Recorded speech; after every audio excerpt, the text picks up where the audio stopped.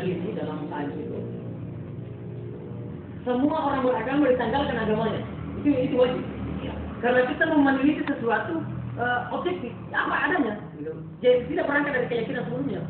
Itu memang itu adalah peraturan saintifik. Itu baru dikatakan sebagai ilmiah. Tapi kapan ada masuk sumber-sumber subjektif, misalnya dari Islam begini, Kristen begini, di sana tidak ada urusan agama. Jadi baik orang Islam, baik orang Kristen, Konghucu, Buddha dan sebagainya, yang jelas ketika dia mau serius meneliti, harus menanggalkan semua keyakinannya dengan objektif melihat apa yang terjadi. Tetapi karena objektifnya melihat apa yang terjadi, kemudian orang mengkombinasikan dengan semangat Islam, justru semangat dengan Islam itu selaras dengan kemauan Islam. Justru Islam sudah menceritakan sebenarnya itu. Itulah kehebatannya, karena berarti kita diperhadapkan pada kondisi kita terlena kepada teks.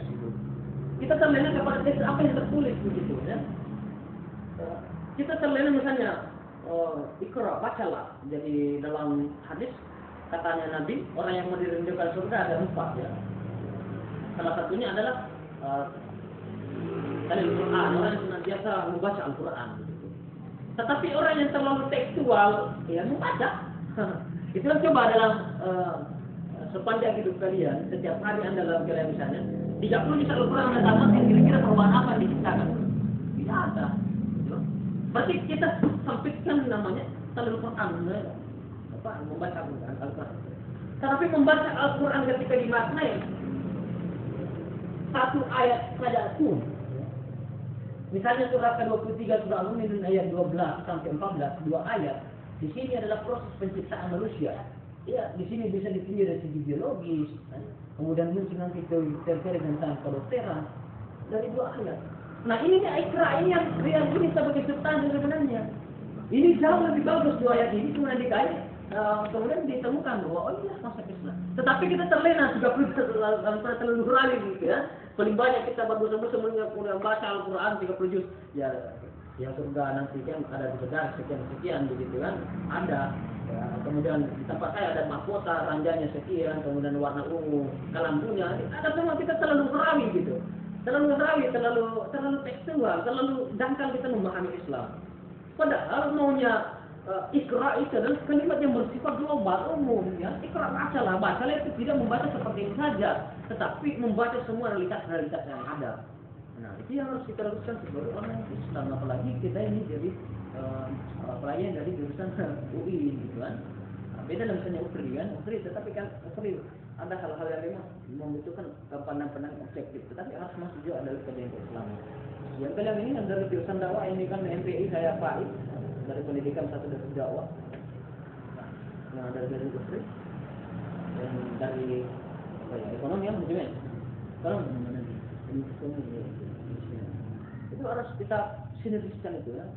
Satu lagi menjadi pembaharu tentang keislaman itu bukan dari kalian, dari sarjana-sarjana Islam. Minimal sarjana-sarjana berasal dari Bani Hayami. Karena kita diperhadapkan pada konstitusi. Saling memunculkan motivasi lah untuk berkembang ya, memberikan pemahaman yang segar.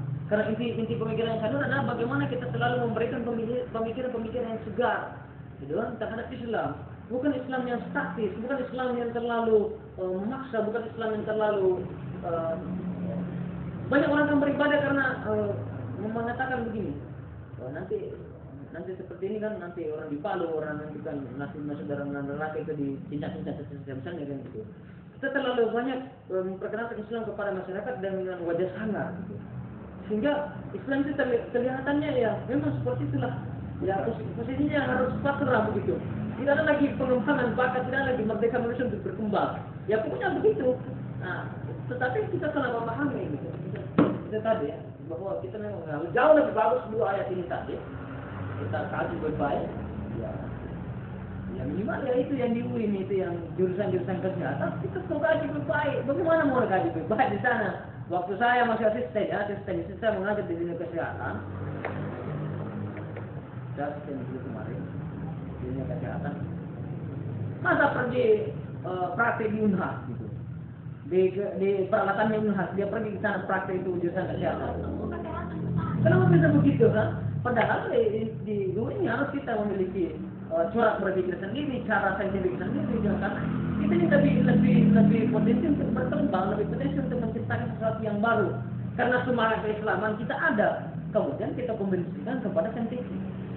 Tetapi justru kita lebih cukup nanti saya katakan, dari mana kenapa terlambat masuk dalam celah saya? Dia katakan, saya baru dari ini kak, dari Unhas. Ada apa di Unhas? Dia katakan, ya di Unhas kita ini prakteknya di sana praktek kesehatan. Miskin sekali di Cuma di UIN kan, semua kesehatan. Iya. Ketika itu ke sana memang praktek.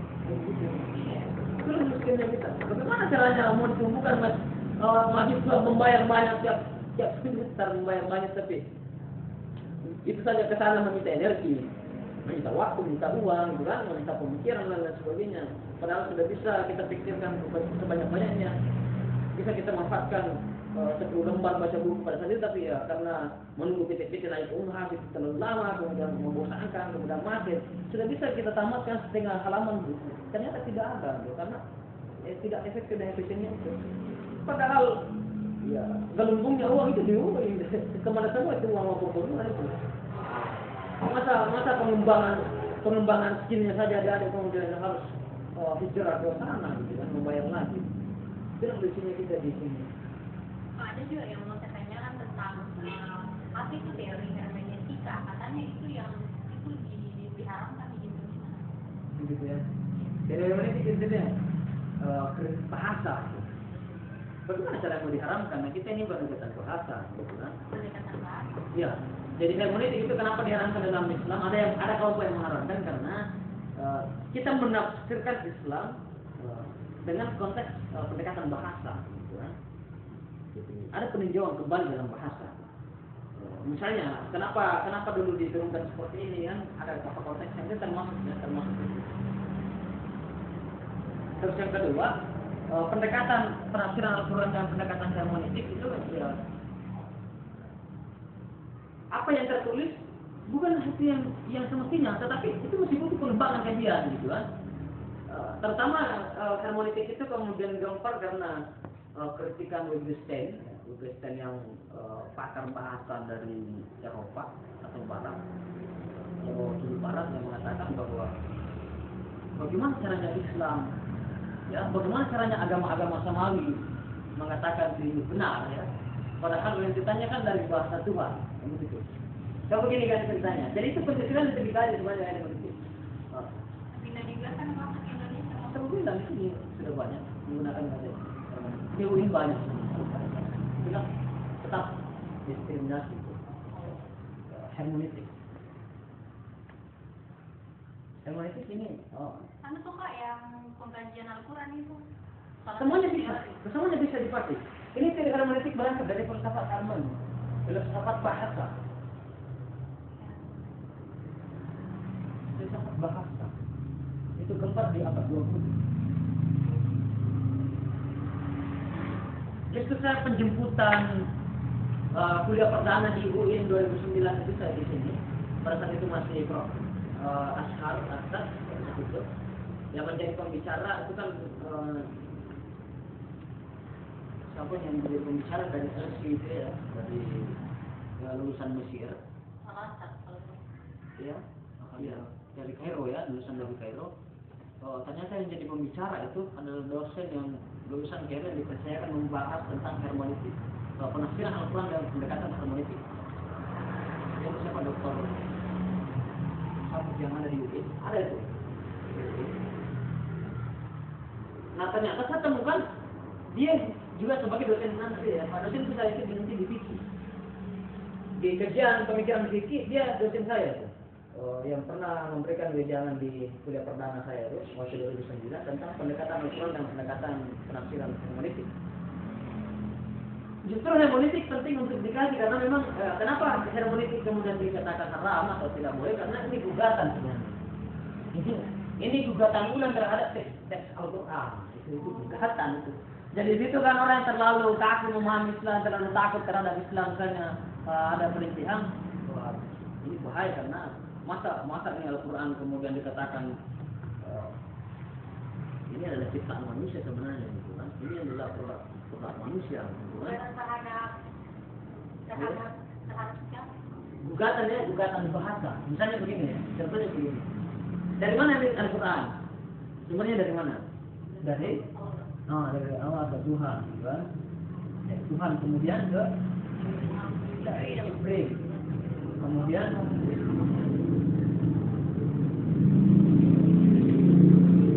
Muhammad. Nabi Muhammad pakai bahasa apa? Bahasa Arab, kan begitu istilahnya. Berarti Jibril itu orang Arab juga begitu istilahnya. Terus bagaimana cara saya menyampaikan bahasa apa yang disampaikan Jibril ke Muhammad supaya Muhammad mengerti bahasa Arab? Ya? Bahasa Arab. Baru kita ke Tuhan itu. Dan Jibril itu malaikatnya Tuhan, Pak. Oke lah. Terus kenapa bisa? Bagaimana bahasanya Jibril? Ya, bagaimana bahasanya Jibril? Ya, supaya Muhammad mengerti dengan bahasa Arab. Bahasa apa yang digunakan Jibril? Bahasa Arab. Bahasa Arab gitu. Apa yang dipakai? Kan Tuhan menulis dari Muhammad. Artinya itu apa dia kan itu Muhammad itu bumi tidak tahu baca tulis. Sudah baca apa yang dibaca kalau umpama dari layar ada. Pernah jatuh cinta? Pernah. Malay. Terus bagaimana caranya kamu mengungkapkan itu tentang kata-kata cinta itu? Atau kamu mimpi ya? Pernah mimpi? Ya? Mimpi tentang apa? Yang paling ingat sampai hari ini? Lupa. Tapi pernah mimpi? Pernah. Nah terus bagaimana caranya kamu membahasakan mimpi itu? Dari bahasa mimpi menuju kepada bahasa Indonesia. Sampai hari itu nggak bisa membahasakan. Ya? Kalaupun semua mimpimu yang sekian panjang dalam satu malam, paling 4 bangun tidur itu ingat sedikit. Ya? Lama-kelamaan akhirnya banyak yang hilang. Berarti bagaimana caranya kamu menyampaikan sesuatu yang demikian kompleks itu mulai dari pacarannya kau mimpikan ini si doi, mulai dari SMP kemudian ini tadi mimpi kemudian masuk ke rumah itu bersanding dengan ini kemudian masuk perkuliahan bersanding dengan laki-laki ini. Terlalu panjang rentetan itu dari 3 tingkatan SMP, SMA kemudian mahasiswa. Kau ternyata pas bangun, sedikit diingat, ya? Sedikit diingat. Bagaimana bisa informasi yang datang di sini yang sekian panjang, kenapa sedikit yang di sini muncul? Itu karena kenapa? Itu karena keterbatasan bahasa. Dari bahasa mistik, dari bahasa mimpi menuju kepada bahasa dunia bahasa nyata, itu mengalami pergeseran ke bawah. Sehingga sedikit. Lalu ya. Nah, begitu pun juga sampai ke Nabi Muhammad. Bagaimana dengan bahasa Tuhan yang bersifat yang Tuhan kemudian menyatu kepada manusia? Kemudian Muhammad berarti ada rentetan yang hilang gitu. Itu kritikal saya sekali sebenarnya.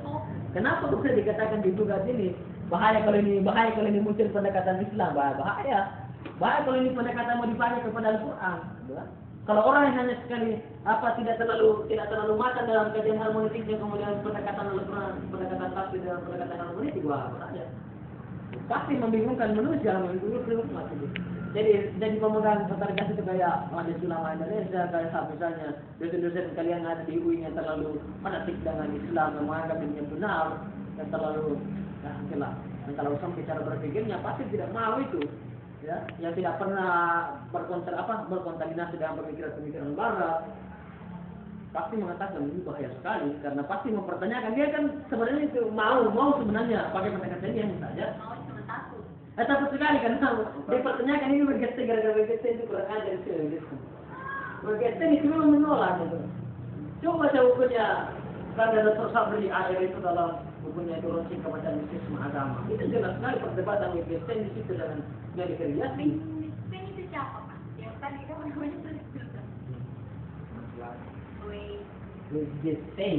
Wittgenstein ini adalah pakar bahasa atau pakar ahli pakar filsafat bahasa.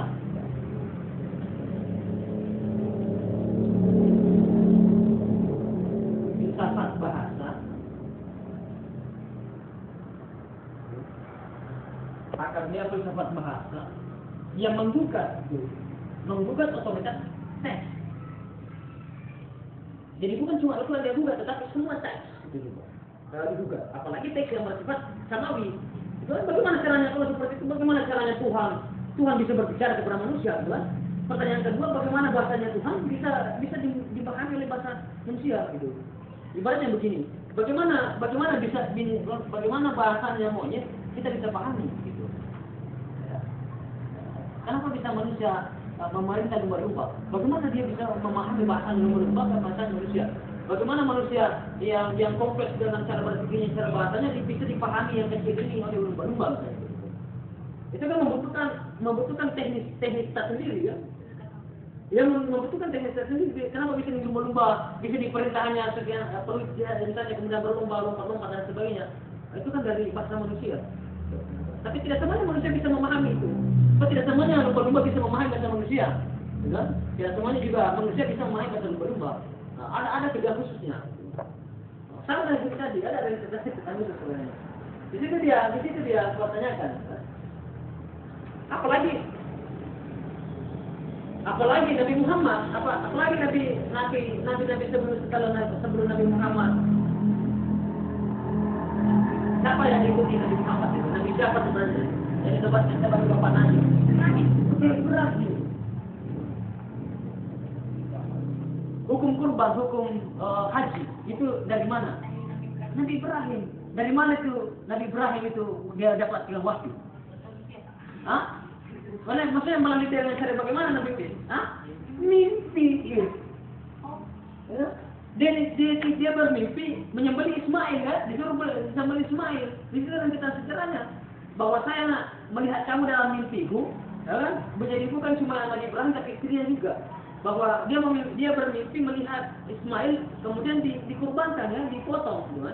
Bagaimana tanggapanmu? Nah, itu dalam itu selalu diceritakan dalam ulama-ulama atau ustaz-ustaz ini ya, kalau khutbah Idul Adha gitu.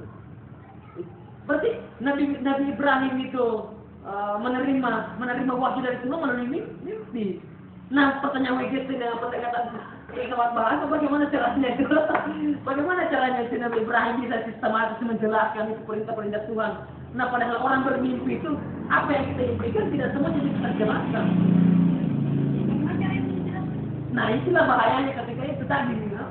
Makanya butuh dengan khusus sendiri. Butuh dengan khusus gitu. Jadi itu, apalagi Nabi Muhammad itu menyerukan haji berangkat dari Nabi Ibrahim. Peninggalan Ibrahim, sementara Ibrahim cacat. Gitu. Kata Wittgenstein cacat dan secara benar-benarnya Wittgenstein mengatakan begitu. Cacat dari segi teks karena dia menulis kitab suci, dia menulis teks, padahal dia berangkat dari mimpi. Pertanyaan kemudian bahasa apa yang digunakan dalam mimpinya itu? Untuk menjelaskan semua ini rentetan-rentetan sejarah peristiwanya. Padahal setiap manusia tidak ada yang mampu manusia secara 100% menjelaskan itu. Karena ada keterbatasan bahasa. Muhammad tidak pernah Wittgenstein itu terlalu mendosakan kita ini. Nah, Wittgenstein justru dia mencoba menyodorkan pendekatan baru. Apa jangan seksual sekali begitu. Saya punya begitu.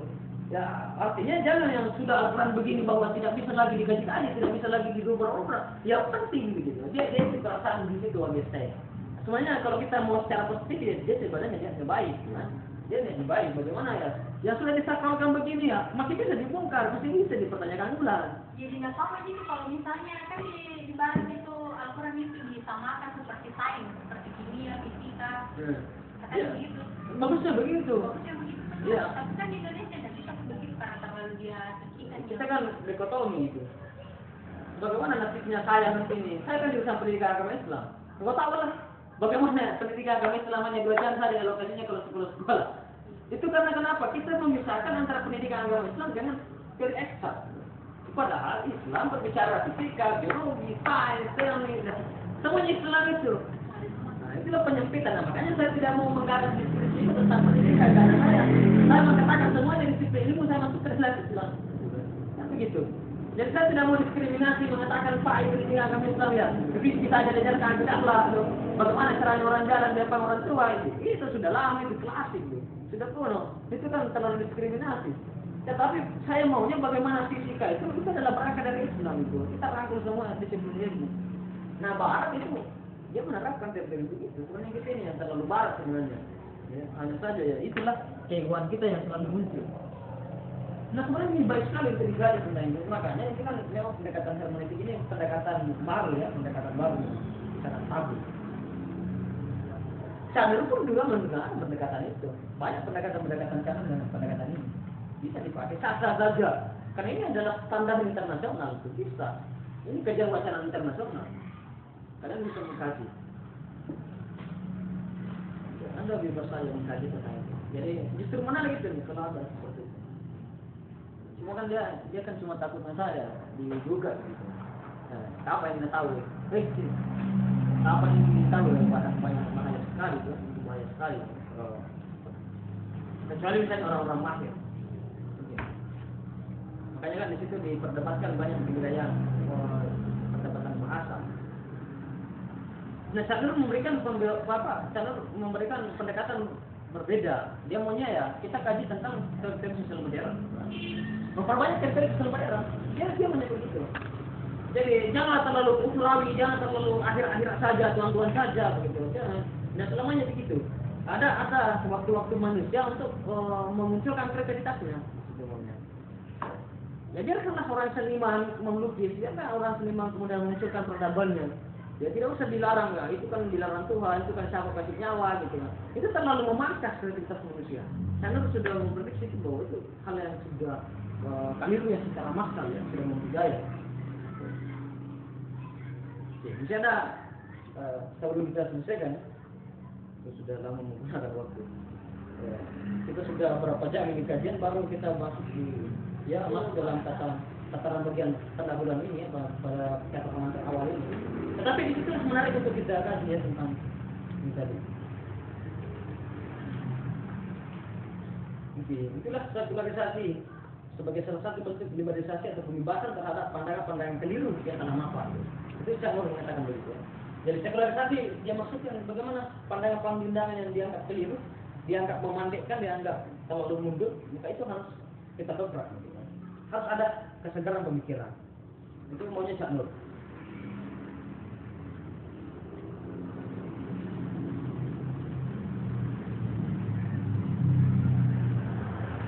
Jadi Cak Nur itu menghindari namanya apologi. Apologi itu kan terlalu apologetik ya.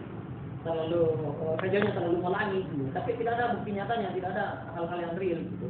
Tidak sesuai, tidak tepat metodologinya. Gitu.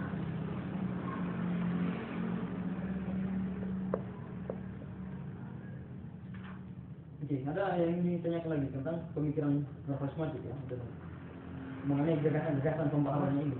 Gimana? Tentang liberalnya Pak.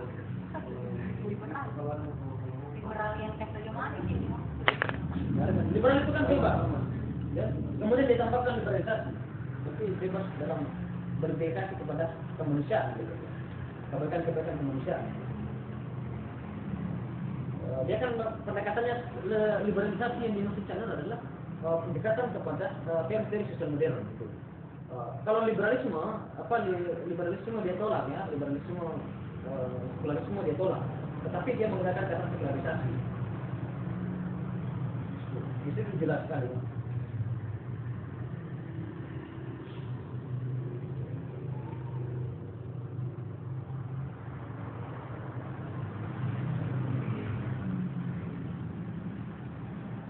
Teman siapa teman? Oh ini. Oke, kita yang mana tadi Chandler kemudian dikatakan sekularisasi ya, sekularisasi itu ya kemajuan ya, tetap kemudian modernisasi. Ini kan bukunya menggunakan kata modern ya, kemodernan. Tapi modernisasi yang dimaksud Chandler adalah rasionalisasi.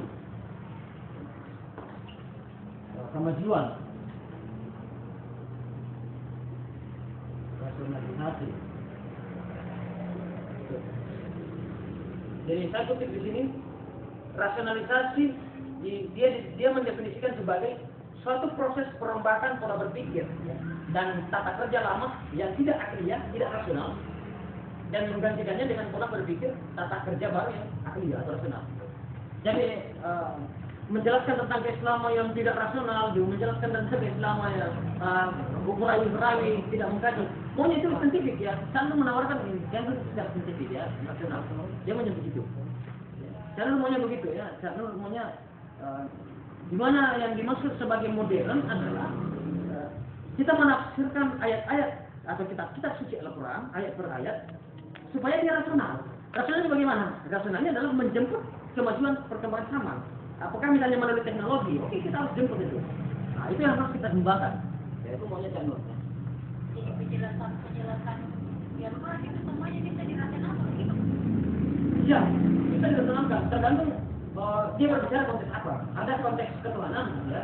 Ada konteks ketuhanan, dan sebagainya. Budaya bisa. Ya. Rasional itu kan dalam pendekatan Islam tidak selamanya harus predikasi. Itulah perbedaan kita dalam rangka berpikir dalam pandangan Islam ya. Tidak selamanya harus yang sudah saintifik, tidak. Justru dalam Islam saintifik adalah hanya bagian terkecil dari kebenaran. Kalau kita kaji dalam pendekatan misalnya pendekatan sains yang dikritik oleh siapa yang mengatakan goistik ya, Tuhan telah mati Nietzsche ya. Ketika kita melihat pandangan-pandangan justru Nietzsche meratapi kebenaran yang sudah ditetapkan dengan pendekatan ilmiah yang sudah didominasi Barat. Itu sebenarnya adalah kekeliruan fatal. Disitulah dia katakan Nietzsche, God is dead. Tuhan telah mati. Sebenarnya di situ tidak mengkritik tentang Tuhan, tetapi Nietzsche justru mengkritik adanya pembunuhan Tuhan karena manusia sendiri yang membunuhnya. Betul. Nah terus adanya pendarahan dari manusia dari tangan-tangannya sendiri yang membunuh Tuhan. Siapa yang bisa bertanggung jawab terhadap itu? Karena manusia sendiri yang membunuh Tuhannya. Kenapa dia membunuh Tuhannya? Karena dia telah menetapkan satu kebenaran yang bersifat ilmiah. Itu hanyalah satu-satunya kebenaran yang adalah ilmiah. Sebenarnya adalah tipu muslihat Barat atau hanyalah kedangkalan berpikirnya Barat saja. Padahal masih banyak kebenaran yang lain, ada kebenaran intuitif, ada kebenaran yang lain. Itu masih ada. Jadi Anda banyak bisa tuh. Tetapi rasionalisasi yang dimaksud adalah kita menjemput modernisasi apa yang terjadi hari ini, apa yang terjadi di dunia. Rasionalisasi dia mendefinisikan sebagai suatu proses perombakan pola berpikir. Itu kita rombak pola berpikir dari tata kerja lama ya, yang tidak akliah, yang tidak terlalu rasional gitu. Ya, kita misalnya kenapa Tuhan melarang syirik, gitu kan? Itu kan sudah dijelaskan di beberapa pertemuan sebelum-sebelumnya yang sebelum kita buku ini dari kajian. Bahwa kenapa Tuhan harus menggunakan penyembahan kepada Tuhan yang Maha Esa? Karena penyembahan kepada alam semesta, itu penyembahan kepada sesuatu yang bukan dari Tuhan itu menghambat kemajuan. Karena kita mempercayai sesuatu yang bukan dari tempatnya, bukan dari Tuhan. Berarti kita mewacanakan tentang bahayanya percaya tidak percaya kepada Tuhan, ya, musyrik. Bahayanya syirik, bahayanya musyrik. Itu kan cenderung selama ini orang hanya mendefinisikannya terlalu tidak rasional. Ya pokoknya orang yang sudah keluar dari Islamnya dia musyrik gitu kan. Orang yang tidak melakukan bagian dia syirik. Kita terlalu banyak ke sana tetapi tidak merasionalkan. Kenapa dikatakan musyrik? Kenapa Tuhan marah? Kenapa Tuhan melarang orang musyrik, syirik itu? Mempercayai sesuatu kebenaran bukan dari Tuhan, tapi dari pohon-pohon, dari sesaji. Kenapa Tuhan melarang itu? Justru cara memberikan wacana yang rasional. Karena Tuhan melarang itu, kalau itu dipercaya maka akan menghambat kemajuan. Ya kalau ini terbuat dari mana? Dari mana? Ini dari kayu dari mana? Dari pohon. Nah kalau konsepnya pohon ini dipertuhankan tidak bisa ditebang, maka bagaimana bisa muncul ini? Ya? Ketika ini kemudian batu-batu tidak bisa diolahkan ada penghuninya, bagaimana bisa menjadi tembok? Bagaimana bisa menjadi papan tulis? Harus rasionalkan. Berarti Tuhan tidak marah, justru kasihan kepada manusia gitu. Ketika mempercayakan sesuatu bukan kepada tempatnya, maka menghambat kemajuannya. Tetapi karena hebatnya Tuhan, adanya Tuhan, keharusannya itu harus kita percaya kepada Tuhan yang Maha Esa. Berarti ini tidak ada papanya semua. Ini papan apa semua itu kan misalnya papan dan sebagainya. Itu boleh ditebang. Karena hanya Tuhanlah pemiliknya segalanya. Yang lainnya itu harus kita tundukkan sebagai mikrokosmos ya, makrokosmos sebagai ayat yang harus kita tundukkan. Ayat yang tidak tertulis. Nah, karena kapal manusia tunduk kepada pohon, berarti dia saling merendahkan dirinya daripada dirinya sendiri. Gitu. Karena dia manusia kemudian menyembah pohon, karena di sini Tuhan, gitu. Tuhan, manusia adalah makhluk paling terbaik di antara makhluk-makhluk yang lainnya, termasuk pohon atau alam semesta. Gitu. Berarti ketika manusia menyembah kepada pohon, kuburan, papan gunung dan sebagainya, berarti manusia telah merendahkan dirinya karena turun gitu kan. Padahal harusnya kewajibannya harus naik gitu. Ketika memang dia bermartabat. Ketika dia naik pasti bertemu dengan Tuhan yang Maha Esa. Di sinilah tempat dan sesungguhnya pentingnya namanya tauhid. Ya, makanya Sanur dari NDP-nya, Sanur pun dari di sini pun diperkenalkan tentang itu. Bahwa dia mereka dari semangat ke Tuhan yang Maha Esa. Tuhan yang satu itu yang harus kita perjelas. Supaya kita terlepas dari belenggu-belenggu kepercayaan yang keliru. Karena kapan kepercayaan keliru seperti ini tadi, pohon ini bagaimana bisa menciptakan rumah terbuat dari kayu ketika pohon ini kemudian disakralkan ada penghuninya? Berarti menghambat kemajuan manusia gitu. Yang dulunya manusia hidup di gua-gua, yang hidup di tempat-tempat dia berburu misalnya kan, yang tidak ada tempat berteduh, hanya di bawah pohon. Kemudian ya karena adanya kreativitas manusia melampaui itu semua, makanya dia coba bikin itu misalnya rumah-rumah terbuat dari bambu, terbuat dari kayu, gitu kan? Kemudian datang lagi agama mengatakan, ya, datang lagi kaum orang yang mengatakan ateis dan monoteis, ya, animisme dan hinduisme, yang mempercayai sesuatu tersaji yang memiliki penghuni. Oh itu bahaya, kata saya kalau itu yang bahaya. Nah itu yang harus kita luruskan misalnya. Itu tadi contohnya tentang musyrik. Jangan langsung menunjuk orang, kau ini musyrik, kau ini syirik. Tidak bisa begitu. Tetap dijelaskan sih. Kenapa dalam agama dilarang begini? Itu kan rasionalkan. Nah itu maunya. Karena di situ terklarifikasi. Cukup menerima. Ya, begitu. Ya. Tujuannya adalah untuk memperoleh daya guna dan efisiensi yang maksimal dengan menggunakan penemuan mutakhir manusia di bidang ilmu pengetahuan. Nah itu. Jadi kita menjemput ilmu pengetahuan bidang mutakhir.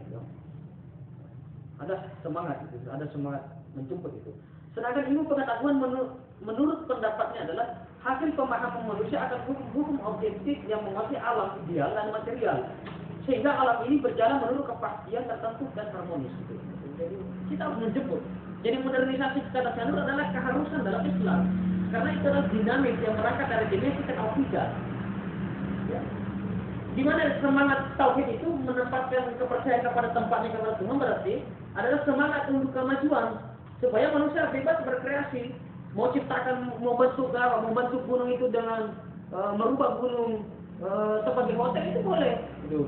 Tetapi ketika gunung itu dipercaya memiliki penghuni, ketika lewat saja di situ kita ditegur kemudian mati, nah itu kan mengungkul kreativitas manusia.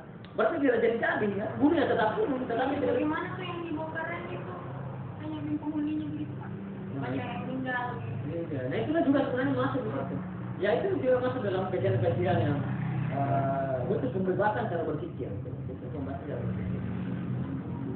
Bagaimana perjalanan misalnya Camba, gunung bisa dijadikan sebagai jalanan gitu. Itu kan karena keterlepasan manusia pada saat itu yang mengerjakan itu pihak Belanda yang tidak percaya begitu. Tapi tandanya orang terlalu percaya. Sama ini punya penghuni, apalagi di atas sana itu memiliki batu besar, pohon besar. Ini punya penghuni, bisa mati kita ini kalau ditebang. Kalau kita misalnya garap ini, akhirnya tidak jadi. Jadi tidak ada penghubungan antara Borneo, Wajo, Sopeng, itu Makassar, tidak ada. Tetapi karena lepasnya manusia dari kesalahan kepercayaan itu, nah kita bisa menikmati sampai hari ini. Saya bisa pulang balik ke sana dengan mudah itu, melalui dengan gunung-gunung. Karena kenapa? Kita sudah mempercayakan kepercayaan kepada yang sesungguhnya adalah Tuhan. Berarti kepercayaan kepada Tuhan yang Maha Esa adalah sesuatu yang penting. Makanya Cak Nur memberikan kerangka-kerangka berpikir pembaharuan dan NDPH ini dasar-dasar kepercayaan. Itu bahwa pentingnya kita mempercayai sesuatu yang pada tempatnya. Di situ dia belum percaya namanya Tuhan, tetapi dasar-dasar kepercayaan. Itulah kehebatan cara berpikir Cak Nur yang mencoba dijelaskan. Coba dijelaskan. Oke. Menarik ya, itulah namanya kajiannya. Kajian seperti ini itulah menariknya. Itulah bedanya pada buku dengan kajian ya. Jadi itulah ada perbedaan menarik pada buku dengan kajian. Jadi kita lebih banyak bobotnya ketika baca buku, karena memang mencoba kita kritisi langsung. Dan tenang saja kalau pemikiran normalismenya ya, alhamdulillah saya ada pengertian lah. Di samping buku-bukunya saya memang banyak garap, memang saya menemui tokoh-tokoh yang pernah bersama dengan beliau, kayak Bang Komedi, ya Abdul Malik, MAG gitu. Iya, kepada matilanya yang meragukan itu pemikiran. Iya banyak, karena dia tidak pahami. Justru saya sempat meragukan juga. Saya sempat meragukan. Justru waktu saya di Jogja yang kemarin di SD, justru saya kembali membuat saya yakin untuk tetap menggarap pemikiran Cak Nur. Karena saya sudah mendapat sekarang dari penjelasan beliau bahwa ternyata kita selama ini selalu menjustis pemikirannya Nurholismani dengan pendekatan teologi. Padahal Cak Nur pernah memakai pendekatan sosiologi. Itu memang sudah ketemu itu. Bahkan menikahkan anaknya pun dengan Yahudi. Itu pendekatan sosiologi ya pasti. Dan yang kedua pendekatan sejarah. Pendekatan sejarah kan dipakai. Dan itu pendekatan hermeneutik. Ya pasti Cak Nur. Ya, misalnya ada sama orang Yahudi. Iya, anak perempuan jadi nikahkan dengan anak Yahudi. Apa dasar-dasar, apa landasan-landasannya kenapa orang Yahudi? Ya. Ya itu tadi. Nah, kalau kamu tinjau dari segi ketuhanan ya pasti kau berkatakan ya. Itu kan tidak boleh gitu, dari karena kayak gini gitu. Tetapi karena kedalaman berpikirnya Cak Nur, loh, kenapa Tuhan melarang? Loh? Kenapa Tuhan melarang perempuan menikah dengan laki-laki non Muslim gitu kan? Kenapa Tuhan melarang? Pasti ada rentetan sejarahnya. Gitu. Nah, Cak Nur sudah melacak dari situ. Apa rentetan sejarah? Ya, ya di sana ya. Oh gitu. Dalam proses ya pada saat itu, ya, yang menjadi pengasuh itu kan dari laki-laki kan yang diusirkan sebagai pemimpin itu. Jadi ketika itu pemimpinnya laki-laki itu non muslim berarti berpotensi nanti itu anaknya itu mengikut ke bapaknya gitu kan. Cara berpikirnya di situ kita sebenarnya. Tetapi cara berpikirnya mengkaji itu berbeda gitu kan. Berarti di situ ternyata yang diberikan beban yang harus mengurus ini adalah mamanya. Mamanya di situ yang memberikan yang paling banyak waktunya untuk di situ. Mamanya memberikan madrasah ula ya, perempuan sebagai madrasah ula dia pendidik pertama dari anak-anaknya gitu. Nah, Cak Nur membuktikan itu bahwa saya menikahkan anakku dengan Yahudi sana itu laki-laki Yahudi, tetapi tetap selalu bersama anak ini, saya selalu bersama aku dan anak itu selalu bersama dengan ibunya. Dan mampu menjamin tentang stabilitas itu. Dan Cak Nur sudah mampu keluar daripada kritikan dari itu. Artinya Cak Nur bukan hanya sekedar wacana saja tentang sekularisme. Nah, bukan hanya sekedar wacana saja tentang liberal, tetapi dia buktikan itu. Karena ternyata dia harmonis juga. Suami dengan istrinya, anaknya itu, suaminya itu harmonis, anak-anaknya harmonis. Berkembang. Disitulah keterbukaan dia bangun. Itulah memang. Nah, hanya saja orang yang selalu mengkritik Cak Nur itu sekuler, Cak Nur itu kafir karena menikahkan dengan ini. Dia kan tidak paham cara pemikirannya Cak Nur. Dia pakai pendekatan sosiologi, dia pakai pendekatan kontekstual, ya. Dia pakai pendekatan sejarah, gitu. Sejarahnya kenapa dilarang dulu, gitu. Selama saya mampu seperti itu, kenapa tidak, gitu kan?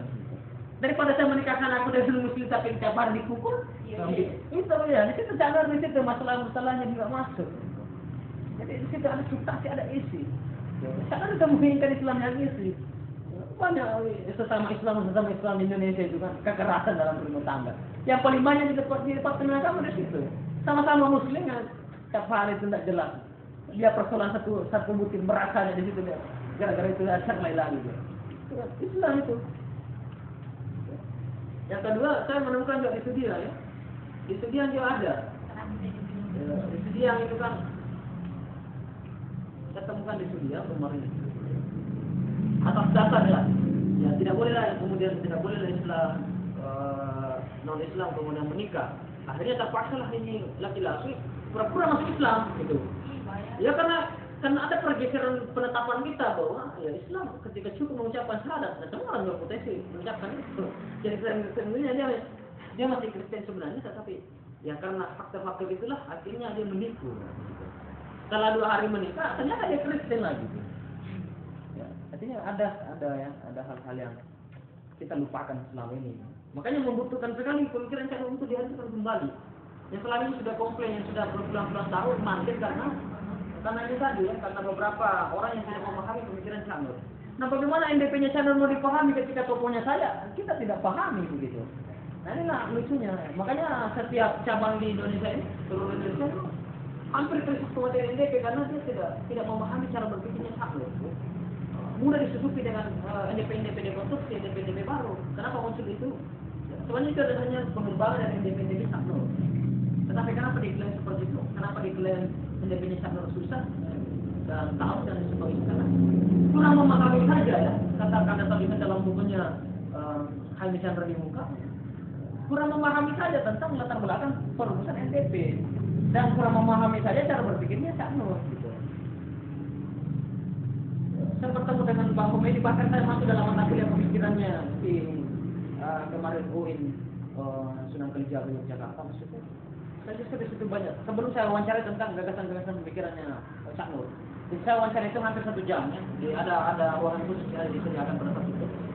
Tadi menceritakan oleh senior-senior yang ada di HMI Cabang, kemudian saya bertemu dengan senior HMI yang ada di UIN Sunan Kalijaga Yogyakarta, yang pernah tidur bersama, yang pernah mengkaji bersama, duduk bersama dengan Saknur. Ya, jadi saya dikasih kesempatan untuk berdialog dengan mereka. Jadi pada saat itu ada waktu luarnya Kanda Komedi atau Bang Komedi. Itulah saya wawancara banyak. Bagaimana pandangan tentang liberalisme Saknur, bagaimana sekularisme Saknur. Sama-sama pandangannya dengan Abdul Malik, Kanda Dr. Abdul Malik, Dr. Andes Abdul Malik MAG itu. Sama-sama pandangannya bahwa ada kesalahpahaman orang mendidik Saknur karena selalu satu pendekatan saja. Ya teologi terus. Padahal disiplin ilmu untuk pengembangan itu banyak sekali. Ada antropologi, ada geografi, bisa semua. Jadi NDP-nya Saknur bisa ditafsirkan dengan beberapa pendekatan. Ada antropologi, kesehatan bisa masuk, ya. Geografi, biologi, fisika bisa masuk, bisa kosmosentris, antroposentris, masuk, bisa semuanya masuk. Sosiologi, psikologi itu bisa. Ekonomi, politik, itu bisa. Itulah tergantung bagaimana kader. Ya, bagaimana kader punya kredibilitas. Makanya saya dulu katakan, saya tidak mengatakan perubahan, tetapi melanjutkan kredibilitas itu, apa yang sudah saya garap. Kalau kita lanjut ya sedikit lagi.